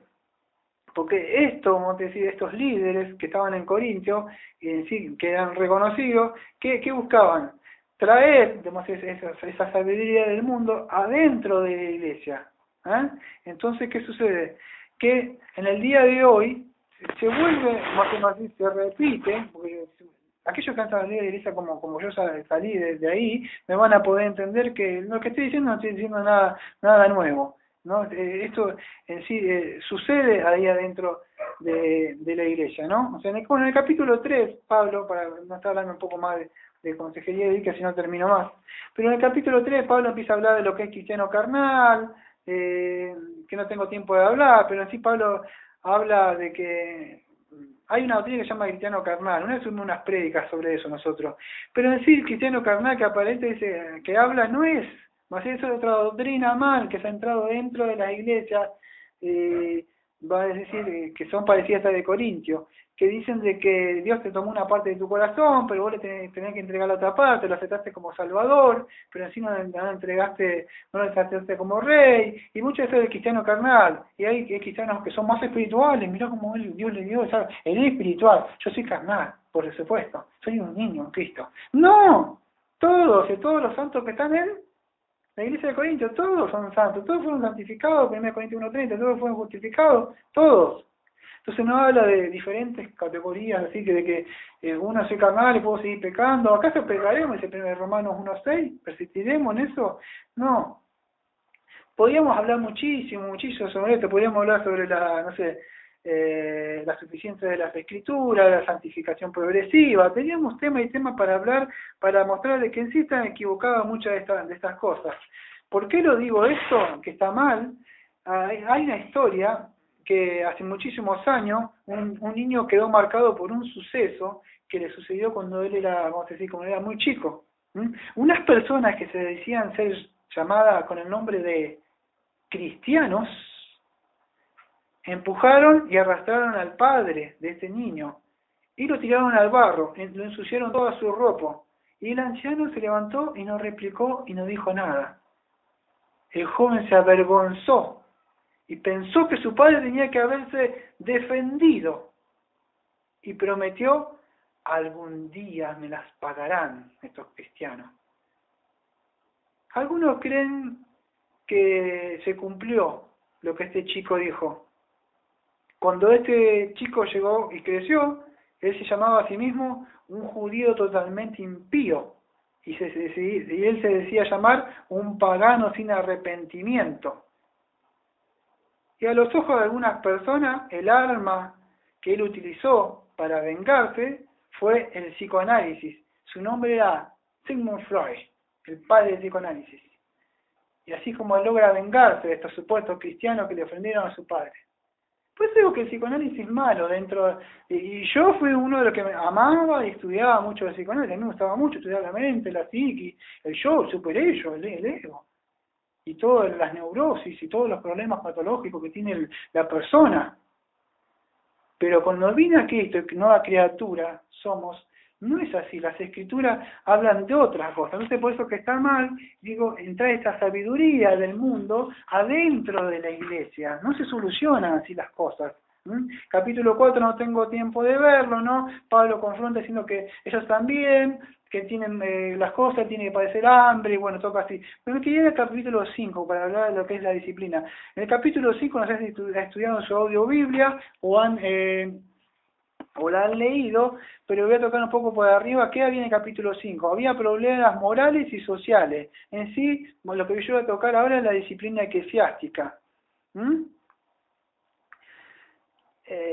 Dentro de la iglesia se había manifestado, vamos a decir, la inmoralidad sexual. Y Pablo dice que esta inmoralidad sexual ni siquiera se nombraba en los inconversos.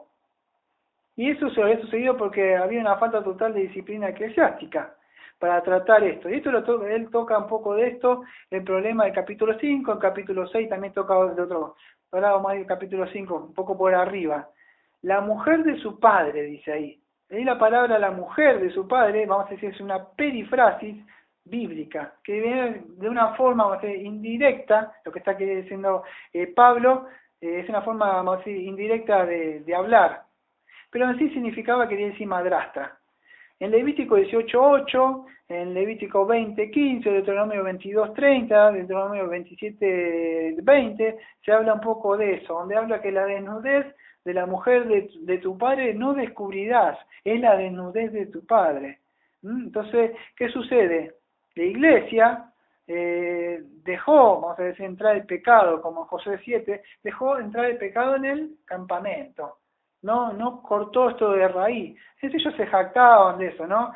Están corintianizados, es algo común acá. Es algo que no... Entonces permitieron entrar toda esta sabiduría del mundo, conocimiento del mundo, inmoralidad del mundo adentro de la iglesia. Por eso que ahora vamos a hablar un poco de lo que es la disciplina, por arriba. Por supuesto tampoco voy a hablar todo lo que es la disciplina, pero para que se pueda entender un poco qué es lo que no es, que muchos creen que hoy me expulsaste, ya está. Una vez le apliqué a uno un pentecostal y me dice, ¿y quién sos vos para hacer eso? Me dijo. ¿Con qué autoridad lo haces? Me dice. Y yo, claro, ¿y vos qué haces lo que querés? Y me dijo, no, yo porque al pastor le digo así, así. No, le digo, si vos venís acá, a mí no me vas, hermano mío, así. Yo tampoco me vas a atar los zapatos ni nada, digo, pero vos me des un respeto, y yo también te respeto a vos. Yo no me voy a enseñorear sobre ti, pero vos no podés venir a faltarme el respeto acá, yo no voy a permitir. Prefiero que esté 2 o 3 estemos nomás, pero no voy a permitir que entre así la levadura le da todo esto que nos está costando hace años mantener una iglesia bíblica. Entonces no se trata de que te llene la iglesia, sino que es lo que Dios manda. Y esta iglesia no le importó eso. Esta iglesia dejó que avanzara dentro del pecado dentro de la iglesia. ¿Y qué era esto? Que había entrado que él, vamos a decir, este hombre se estaba manteniendo relaciones, o sea, estaba alterando, o sea, con la mujer de su padre, ¿no? Y la solución que Pablo le decía es que si no se arrepentía, ¿cuál era? El excomulgarlo, sacarlo de ahí, entregarlo a Satanás. Pablo decía en 1 Corintios 5:5, entreguen al tal a Satanás para la destrucción de la carne, a fin de que el Espíritu se salve en el día del Señor. Él tenía que te salve esa persona. Si no quería, pero tenía que arrepentirse de su pecado, ¿no? Pero dice, más bien os escribí entonces que no juntéis con ninguno que llamándose hermano sea fornicario, avaro, idólatra, calumniador o borracho, codicioso, con ese tanto ni aún comer. ¿Conoces a alguno que codicia cosas? ¡Quiero el último celular! Pablo dice, chalo. No, pará, ¿qué decís, Daniel? Pablo dice, escribí esto para que alguno llamándose hermano sea avaro. Quiero la última compu que salió, avaro. Quiero. A veces miramos solamente lo que es la fornicación y el adulterio. Pero Pablo decía, pero ¿cómo es posible que tan estricto? ¿Tan estricto puede ser? No, por eso no me da tiempo de hablar esto. Pero alguno que ayer me llamaban fornicario, avaro. ¿Conoces alguno que Pablo dice que no debes ni comer con alguno que diga que es un idólatra? Algo que durante la semana, nada para Dios y todo el tiempo con algo. Pablo dice, con ese. Pero no te va a quedar nadie en la iglesia así. ¿Quién te va a quedar así? ¿Cómo podemos hacer? No tengo tiempo, por supuesto, de hablar del calumniador, borracho o un codicioso. Mira todas las causas que pueden haber para disciplinar a una persona. Acá está en la Biblia. También hay muchos textos para buscar, 2 Tesalonicenses 3:6, Romanos 16:7. Entonces, ¿qué sucede? no es tan así, que vos encontrás a la persona y ¡pum! Chao. Hay ciertos pasos para la disciplina eclesiástica, no es que vas así, encontrás a alguien, no. En este sermón me bastaría, me faltaría tiempo para poder hablar lo que es la disciplina eclesiástica, ¿no? O sea, cómo es. Pero en sí, la disciplina eclesiástica, vamos a decir, mucho no la aplican, o mucho, vamos a decir, esta disciplina, en vez de ser correctiva, muchos dicen no, que está juzgando, no miré la paja del ojo ajeno, debemos cubrir la desnudez del hermano, y con eso, vamos a decir, con esos pobres argumentos, la disciplina eclesiástica va quedando más y más afuera. Incluso algunos, para no perder su dinerito, su diezmito, sus ofrenditas, permiten entrar todas estas cosas dentro, ¿no? Pero en sí, Pablo le estaba mostrando, si han escuchado o han leído su audiobiblia en 1 Corintios 5, él veía a la iglesia que era responsable corporativamente, que todos somos un cuerpo, somos todos una unidad, entonces cada uno somos guarda de nuestro propio hermano. En aquellos que somos mayores espiritualmente, debemos no, al pastor, mire, bueno, vení conmigo. No, yo no. A ver si se da cuenta que yo soy el amigo, ¿no? Va a decir que lo mandé al frente yo. Usted es el pastor de la congregación. Vaya. No eres el paso. ¿Vos ya lo fuiste? ¿Le dijiste vos? No tengo tiempo. En Mateo 18, 15 a 16 en adelante, Cristo mismo nos muestra los pasos.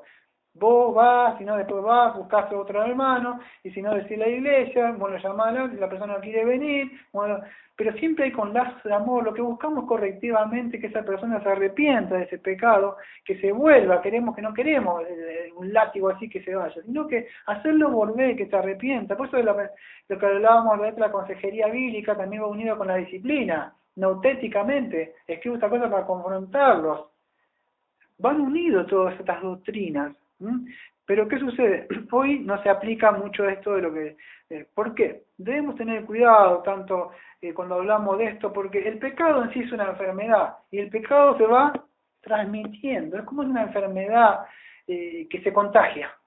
Y si vos lo dejás entrar dentro de la iglesia, se le pasó a uno, se le pasó al otro. ¿No viste que nunca te ves en el trabajo, uno está en mal humor? ¿Y qué sucede con el otro? Por ahí vamos a decir, está buena onda. Y el otro, el de Don Pitufo Gruñón. Y aunque uno crea, se te empieza a pegar esa mala onda. Porque tú te estás rezongón, nunca viene el gordito contento, y dentro de todo se te pega, ahí viene buena onda, porque se pega, el pecado es contagioso, se quiere. Entonces, si vos permitís entrar eso, acá cualquiera de estos pecados, se contamina, se empieza a leudar a la iglesia. Entonces hay que ponerle freno a todo esto, ¿no? No me va a dar el tiempo de hablar, voy a hablar por arriba porque creo que ya voy, me queda, como hago todos los domingos, me quedarían 20 minutos, 25, pero voy a tratar de apurarme por arriba. Vamos a poner las cosas de Dios primero. Entonces estaba diciendo que dentro de la iglesia el pecado se ha vuelto, vamos a decir, tolerante. Muchos pastores lo han dejado, o sea, no le importa ya la ira de Dios que se manifiesta desde el cielo, sobre todo aquellos que detienen, ¿no? No le importa nada, no hablan de la santidad. Esta iglesia moderna, vamos a decir, ignoran lo que es el pecado, no están más dispuestos a cubrirlo, la desnudez del hermano, que a denunciar. No le importa nada si se viola o no se viola la ley de Dios, si Dios dice santo porque yo soy santo. Ellos esas cosas las han dejado, han descuidado, algunos por descuido, algunos que no entienden, otros por negligencia, pero no le importa mucho, ¿no? Yo creo que nosotros hay un lema que conocemos, reformando, siempre reformando. Creo que tiene que haber una reforma. No estoy hablando de la iglesia reformada, para la iglesia reformada para nosotros es común hablar de esto. Algún que se escucha algún reformado que dice, están hablando de algo que sabemos. Pero no todos saben de estas cosas, el hombre natural desconoce de estas cosas. 1 Corintios 2:14, ¿qué dice? El hombre natural no lo entiende, entonces no todos. A veces nosotros ya lo sabemos nosotros esto. Cada vez nosotros, pero para otras iglesias no. Entonces, a veces creo que se tiene que hablar un poco de esto y traer una reforma dentro de la iglesia. Y esto quizás, si está escuchando el pastor, te va a costar muchos miembros. O sea, como dice primero Pablo en 1 Corintios 11, ¿es necesario esto para que se manifieste quién son? Aquellos que vos te empiezas a grandear así con esto, Los que te quedan sentados van a ser los que son cristianos. Los que se fueron a otro lugar, o aquellos que son más de poder hacer lo que quieren, hacen lo que no tenían que estar. Dios va a mantener lo suyo siempre en su iglesia. Entonces el pastor, vamos a decir más, esto es más un llamado de los pastores, deben incluir, vamos a decir, esto de las medidas disciplinarias, no es que es una opción o un poder opcional, de lo que podemos decir, puedo ignorar las conductas pecaminosas, vamos a decir, que de los miembros que persisten, no que cayeron delante de aquel que persiste sobre eso, y vos le que decís, no lo voy a dejar porque yo quiero, no estoy luchando, y una vez más, miserable hombre de mí, que caí, de ese no, de que dice, no lo voy a dejar porque no quiero, yo soy así, siempre fui así, él quiere persistir en eso, estamos hablando de eso.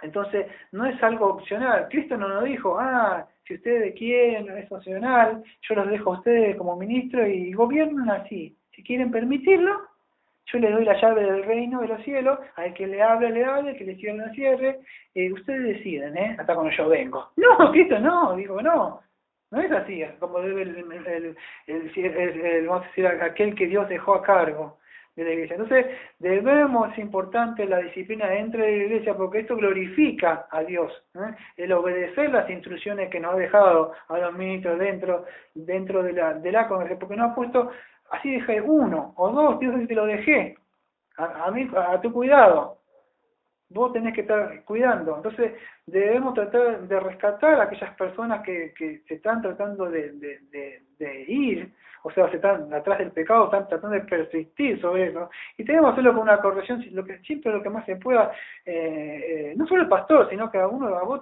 quizás a algún hermano, o a mí mismo, me podés venir a corregir si querés. ¿No?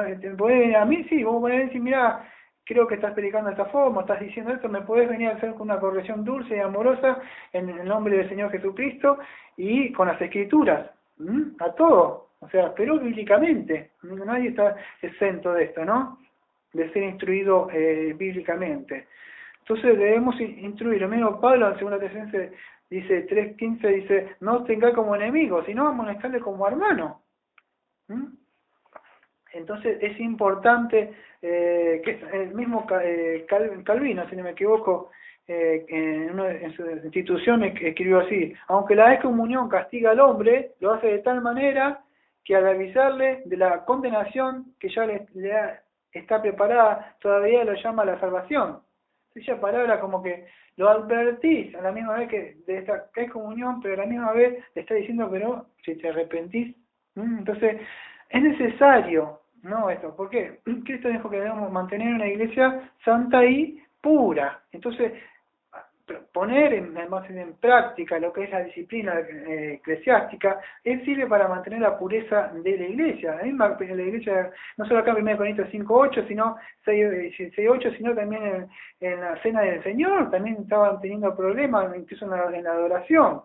Entonces, es necesario esto para frenar o que no entre las falsas doctrinas, la mala conducta, que ya está hablando que son contagiosas, el pecado, ¿no? Y no debemos tolerar esto dentro de la iglesia, porque muchos de aquellos que son hermanos fieles pueden llegar a ser contaminados por una persona que no se la frena a tiempo y se la dejas persistir ahí y te puede contaminar a aquellos que de verdad están persistiendo y están luchando, ¿no? No sé, podría dar muchos ejemplos. Poner una persona que está luchando con el alcohol y viene luchando y viene uno que le gusta tomar y vos lo dejaste ahí. Es posible que aquella persona que estaba luchando con el pecado sea arrasado ahora. Porque dice, pero ¿qué? ¿Lo permitieron a mí? Entonces, no estoy hablando de obras. Se puede llegar a entender, no podemos permitir. Hay algunas personas que tienen ciertos pecados y pueden llegar a contaminar, o que quizás no, pero no tiene ese pecado, pero lo pueden usar. El asunto es que nosotros debemos cortar con eso. Entonces debemos persuadir a estas personas de que persistan con esa actitud, ese pecado, ¿no? Bueno, voy a ir cerrando. Podría hablar más sobre esto, sobre lo que es la doctrina, no sé, sobre la disciplina, ¿no? En sencilla palabra, todos podemos estar aplicando también la disciplina. Si algún hermano tiene algo contra ti, no es el pastor.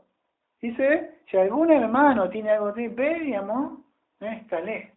Entonces, tú mismo, incluso, ¿dónde aplicamos también vamos a decir, la consejería bíblica, la disciplina bíblica y de acá todos los domingos lo hacemos por medio de las escrituras. Toda escritura es provechosa para amonestación, para reprensión. La misma escritura sirve también como disciplina, como amonestación, como exhortación.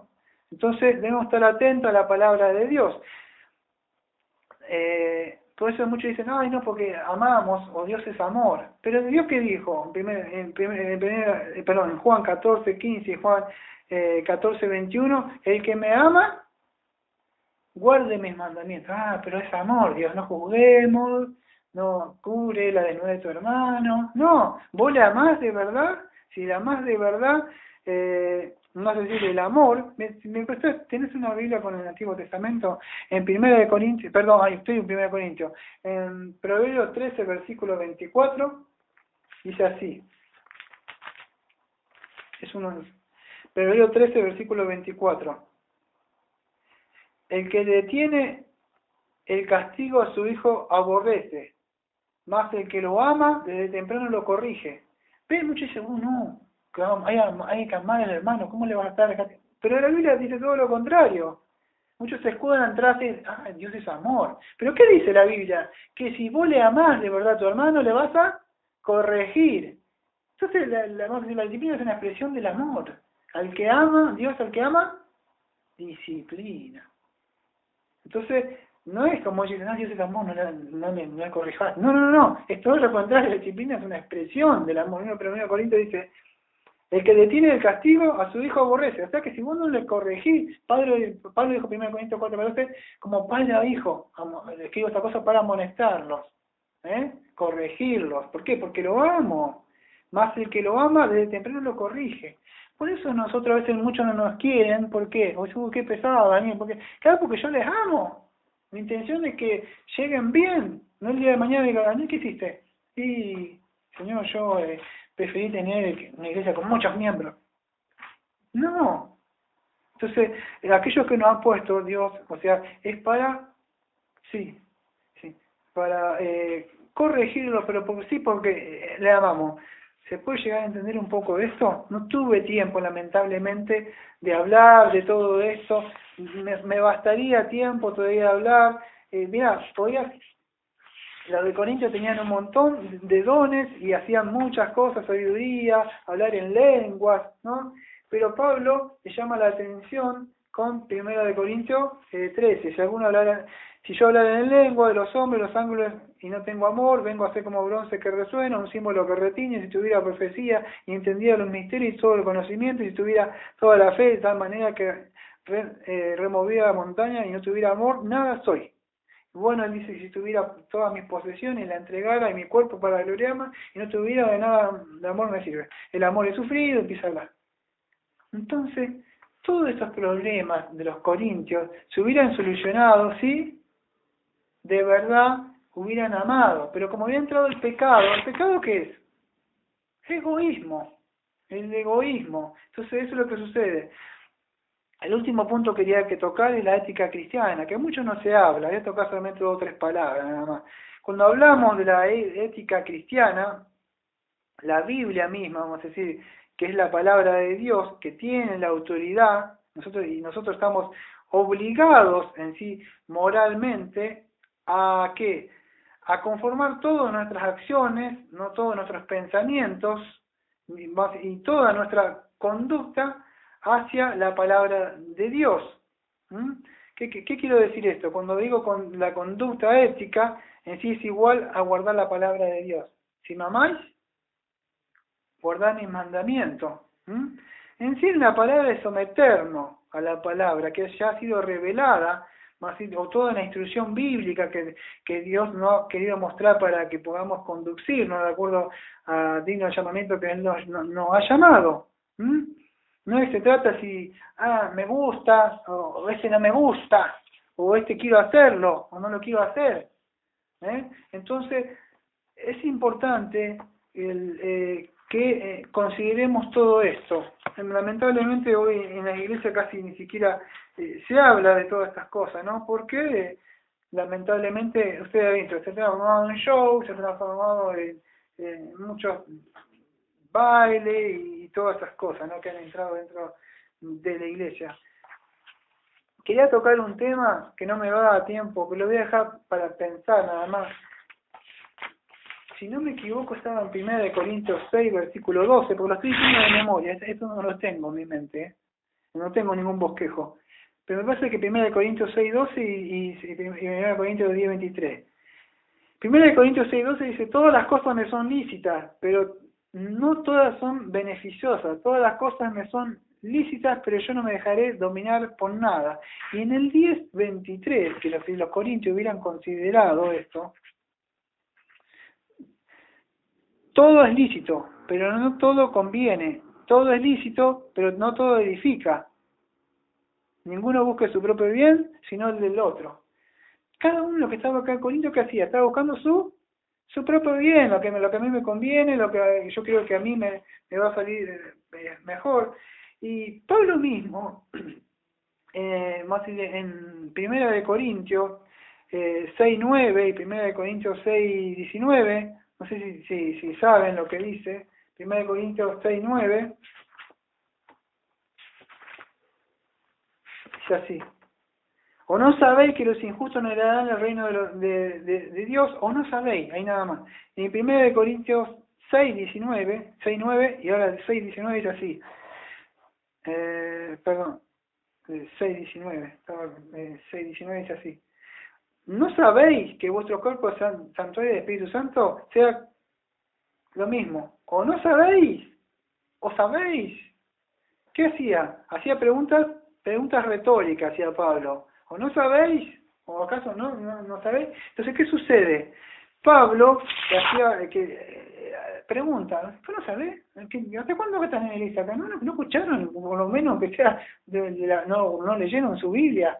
Por lo menos tenían que escuchar, ¿no sabéis? Esto, Pablo le está haciendo pensar a estos oyentes, o ponerte a esto que le había escrito a la carta, porque ellos tenían sido instruidos incluso por los apóstolos, unos colaboradores de ellos, ¿no? ¿Qué quiero traer a nuestra mente como Iglesia Bautista de la Gracia? Ahora para nosotros, como aplicación. Nosotros debemos preguntarnos si lo que vamos a hacer durante la semana nos conviene en sí, lo espiritual, ¿me edifica? Sí, me es lícito. Pero ¿me edifica? ¿Me conviene a mí lo que voy a hacer en esta semana? Entonces, Pablo dice, ¿acaso no sabéis? Entonces, debemos preguntarnos nosotros, no ser egoístas como los de Corintios que trataban de, entre ellos se querían comer, pelear, tenían hasta el capítulo 6 que me quedó afuera, pero hasta ellos se llevaban sus problemas, sus ilícitos afuera. Y parece que no hay ninguno que entre ustedes pueda juzgar. Y algunos ven, para ir a la iglesia de la Gracia, sí, se están peleando entre ellos, yo no veo nada, mejor no quedamos en el mundo. Entonces, hasta esos protestos, hasta los litigios, ellos mismos, entonces, ¿edifica eso? O sea, que estás por hacer, ¿me conviene espiritualmente? Entonces, ¿eso que voy a hacer me da gloria a Dios? Porque muchos de Romanos 1, 18, 19, cuando vimos que aquellos que no dieron gloria a Dios, dice que su mente fue envanecida por no darle la gloria a Dios. Entonces, ¿acaso me edifica? Me va, por más que lícito que sea lo que estoy por hacer, si va a edificar incluso al hermano mío, o le va a hacer piedra de trompiezo. Porque dice que ellos decían, todo me es lícito. Bueno, lícito en sí se refería ahí, para aquellos que no entienden, hablaba de la libertad para hacer las cosas de Dios. Porque yo era, cuando hablaba de 1 Corintios 10, 23, que dice, todo me es lícito, que no te me conviene, ¿qué quería estar hablando? En el sentido, con el contexto que está hablando de ahí, de 1 Corintios, está hablando de que la libertad cristiana. Ellos ya no estaban, vamos a decir, sujeto, atado a las reglas judías, no comer esto, no comer aquello, todo lo que está en la carne coméis sin ningún movimiento, decía 1 Corintios. En el contexto está hablando de que, pero voy a comer esto sacrificado a los ídolos. Ellos ustedes no están atados a esto, pero si por causa de tu hermano eso les pide el tropiezo, bueno, ese es el contexto. Pero lo que está hablando de la libertad cristiana ahora, todo lo que buscamos hacer nosotros durante la semana es para hacer la voluntad de Dios. No es si a mí me gusta o no me gusta hacerlo. Y esto me debo preguntar si me va a ayudar a estar más en comunión con Dios, estar más en comunión con mi prójimo. Si eso que él dice, que hablaba de la esclavitud, Pablo que hablaba ahí, si las cosas que vos hacés, si yo te dijera en este momento, ¿podés dejar de hacer eso? Si yo te lo saco ahora, ¿podrías vivir? ¿Hay algo que te está esclavizando? Bueno, también hacer unas preguntas sobre eso. Si me dicen, no, todo me es lícito. Sí, pero ¿te esclaviza eso? ¿Te roba el tiempo para estar con Dios? ¿O te puede sacar, o si te lo saca Dios, qué pasaría? O si eso consiste con la señoría del Señor Jesucristo, o si glorifica a Cristo. Entonces tenemos que estar haciendo muchas de estas preguntas, y creo que el libro de Corintios nos ayuda mucho a muchos de los problemas que suceden en la iglesia del día de hoy, ¿no? La idea es tratar de matar nuestro yo, la carne, y el viejo hombre. Y no ser egoístas, porque muchos de los problemas que sucedían en esta iglesia es que ellos se preocupaban mucho por ellos y tenían muchos problemas y no se preocupaban tanto de la... Y Pablo dice, me enseñó a buscar un don mejor, que es el amor. En esto conoceráis si son mis discípulos, ¿ok? Y si se aman unos a otros. ¿No? Entonces, esa es la idea. Yo quise llevar, ya terminé, en el día de hoy quise hablar un poco que lamentablemente las iglesias de hoy se han extraviado mucho. Vos ves que están centradas en el hombre, en las cosas que Dios te quiere dar, te quiere solucionar el matrimonio y todas esas cosas que han entrado. Por eso dije, alguna similitud con las iglesias de nuestra ciudad de Mar del Plata, solamente pura coincidencia nada más. Pero lamentablemente son así. Vamos a orar y vamos a terminar. Amado Padre, le agradecemos porque podemos ver que las iglesias de hoy en día se han apartado de su palabra. Ya el gobierno eclesiástico no está funcionando correctamente, funciona atrás un manto de hipocresía, un manto de sabiduría humana, buscando solucionar las cosas que el hombre tiene, o buscando el propio beneficio de ellos, por medio de psicoanálisis, terapia, autoayuda y muchas de las cosas, y no se nos confronta bíblicamente por medio de una corrección sana y bíblicamente de lo que dice su palabra. A veces no va a ser como ellos quieren, a veces van a tener que dejar de lado ciertas cosas, pero es para su sanidad espiritual, y por eso que pido que muchos se vuelvan, que haya una reforma de nuevo a lo que en sí era antes, y que se predique de la ética moral también, que debemos llevar todos nuestros pensamientos, nuestra conducta, nuestra voluntad, siempre hacia su palabra. Le agradecemos porque usted nos ha apartado de esa iglesia donde estábamos antes y nos ha traído ahora al reino de su amado Hijo. Como siempre decimos, esta iglesia bautista de la Iglesia de Mar del Plata, amén. Amén.